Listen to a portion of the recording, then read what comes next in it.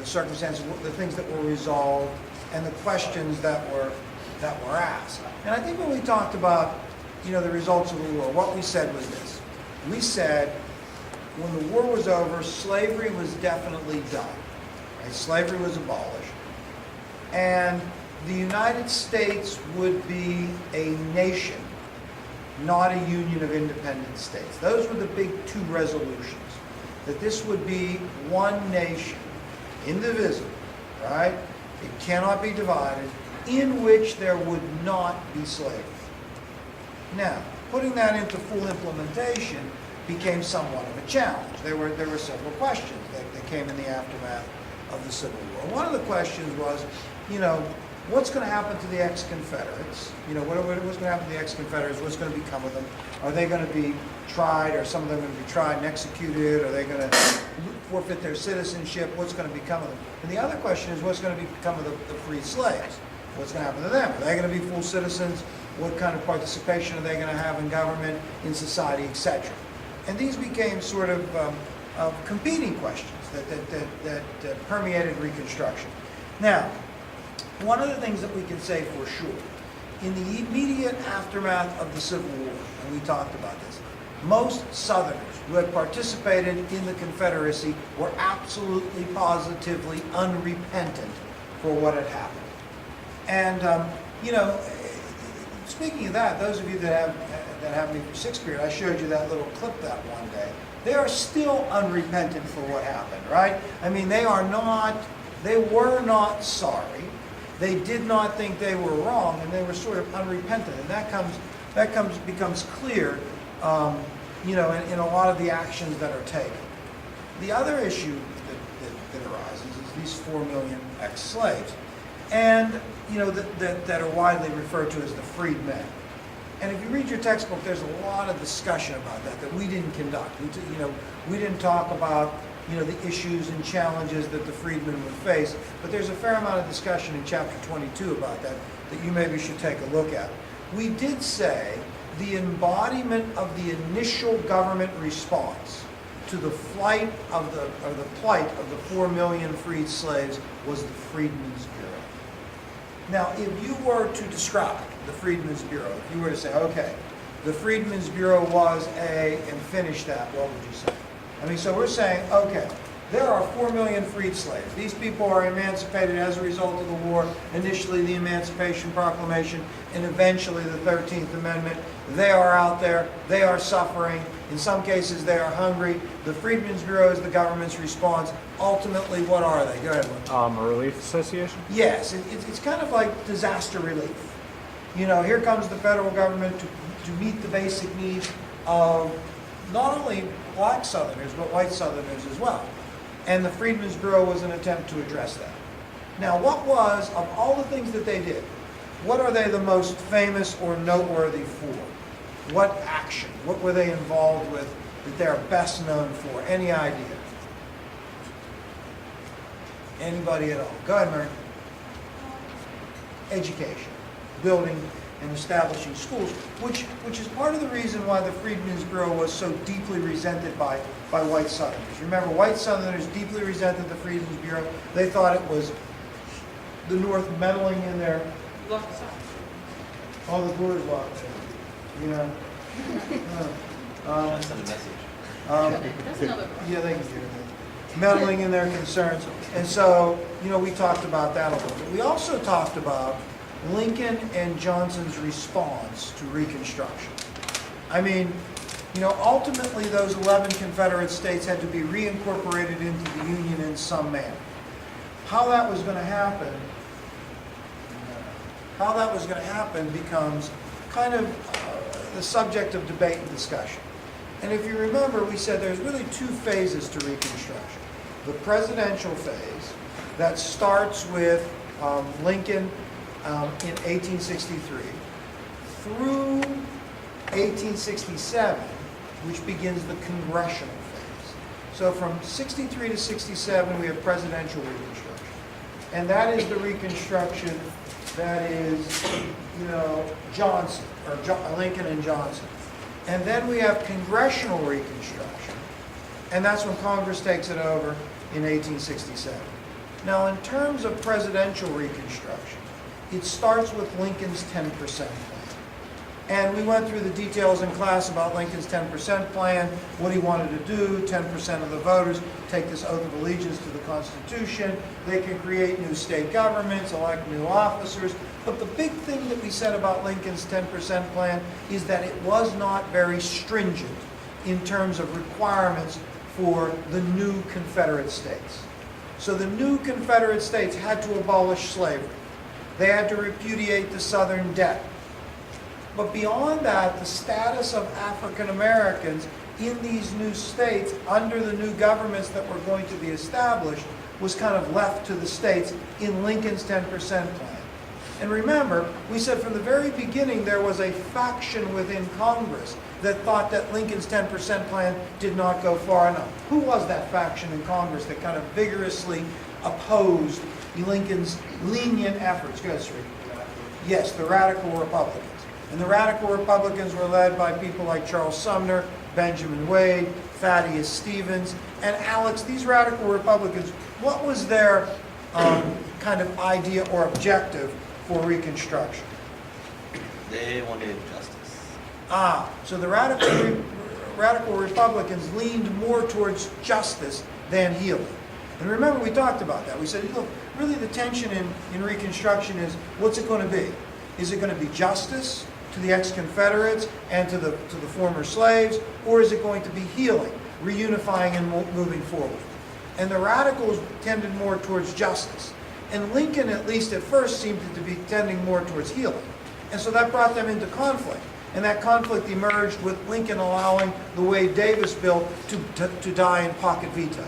Remember, we talked about the radical response to Lincoln's 10% plan being the Wade Davis bill, which is a more stringent requirements on the ex-Confederate states under Reconstruction, that Lincoln allowed that to die in pocket veto. Now, eventually we did say that Lincoln is assassinated and Johnson takes over. Now, under Johnson's version of Reconstruction, there isn't significant difference between Lincoln's and Johnson's. I mean, Johnson has some criteria for disenfranchising wealthy former Southerners, but beyond that, he doesn't put much demands on ex-Confederates. And we said this, that by December of '65, whether it be under Lincoln's 10% plan or Johnson's version of that plan, all 11 states had complied with what was required of them for readmission into the Union. All 11 states had held, conventions, they had elected new officers, and all that remained for Reconstruction to be completed was that Congress would seat the representatives that had been duly elected. Congress refused to do so. In December of '65, Congress would not acknowledge and recognize Reconstruction under the presidential plans of Lincoln and Johnson. Why not? What were the two big problems? There were two big problems. Yeah, go ahead, Worms. The black codes? Yes, one was the black codes. Tell me, Facchetti, of these black codes. There are two questions on the test of the black codes, so you should know of them, Facchetti. Tell me of the black codes. They were like oppressive to black people. They couldn't assemble. They couldn't bear arms. They couldn't fight against white people. So, Facchetti, are you saying to me that under Lincoln and Johnson's Reconstruction programs, it was up to fundamentally the Southerners that had not been disenfranchised by their actions in the Civil War, white Southerners, to create state governments and to determine the status and condition of African Americans? When they did that, when they were left alone and requirements weren't put on them, did any of those Confederate states allow African American males to vote this year? No, they did not. They did not allow African American males to vote. And in addition to that, they passed black codes, as you just described. Black codes that really relegated African Americans to a separate status of citizenship. Now, why did the North resent that so much? Why did the North resent the black codes with such vigor? They didn't like it. Why? Yes, good words. Because basically what was happening is the South was trying to implement slavery through the back door. Yes, so the black codes were a form of backdoor slavery, which really kind of, tarnished the sacrifice of Union soldiers who had fought to free the slaves. And now the South was kind of rejecting that with the black codes, and this caused resentment. The other thing that caused resentment was that the Southerners elected to positions of authority in their state ex-Confederates that had been in high-ranking officials in the Confederacy, which again almost seemed like they were unrepentant for what had happened. So the result was that Congress said no to Johnson. This is not adequate. Let's try to work something else out. Now Johnson and Congress really come at odds at trying to work something out. Remember we said, Congress said, look, this is not good enough. We need some things. And Congress passes two things in the spring of '66 that attempts to soften what Confederates had done with Reconstruction, or ex-Confederates had done with Reconstruction. One was the Freedmen's Bureau, renewal of the Freedmen's Bureau, and this is in February of '66. And the other, in March of '66, was a Civil Rights Act. What did Johnson do with both of those pieces of legislation? He vetoed it. What did Congress do with the Civil Rights Act? So Congress said, look, Johnson, your Reconstruction program is too lenient. The black codes are unacceptable. The leadership that was elected is unacceptable. Here's what we need to do. We need to reestablish the Freedmen's Bureau. Johnson vetoed.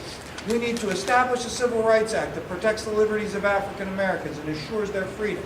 Right? Johnson vetoed. They overrode his veto of the Civil Rights Act. But then Congress attempted to constitutionalize the Civil Rights Act with what? What? Yes, go ahead. 14th Amendment. The 14th Amendment. So the 14th Amendment was passed through both houses of Congress in the summer of '66. And then Congress told the ex-Confederate states, we'll not seat your representatives until you adopt the 14th Amendment and live by it. Johnson told them not to adopt the 14th Amendment. Now the 14th Amendment is a pretty far-reaching amendment. Tell me one thing, just one thing. What is the fundamental thing? Let's do that. Rather than just one thing, what is the fundamental thing? Go ahead. It defines citizenship. Yes, it defines citizenship as what? You are a citizen culture if you did what? On here? You were born on U.S. soil. There was just a discussion. Well, in Arizona, they want to pass a law in Arizona that creates two levels of citizenship, right? U.S. citizenship. One for certain people, but if you are born here and your parents are here illegally, you have a separate status of citizenship. That would be counter to the 14th Amendment. So it would need to be amended. So the 14th Amendment defines citizenship. Anybody born on U.S. soil or was naturalized would be a citizen of the United States, including the 4 million freed slaves. Now, as citizens, they had the right to what under the 14th Amendment? Equal Process of law. Equal protection under the law. Equal protection under the law, which made the black codes unconstitutional, because that was not equal protection under the law. Now, Johnson told the ex-Confederate states, do not ratify the 14th Amendment. Congress told the ex-Confederate states, if you don't ratify it, you're not in. This was kind of an impasse that was reached. How was the impasse broken? What broke that impasse? You remember we talked about this? Go ahead, J.R. Go ahead, Blair. Go ahead. The election of '66. The congressional elections of '66. And remember we described those congressional elections. We said, look, Johnson said to the country, if you support my version of Reconstruction, and remember, Johnson played the race card. He said, the white man's version of Reconstruction, you will vote for candidates, Democrat and Republican, that support me.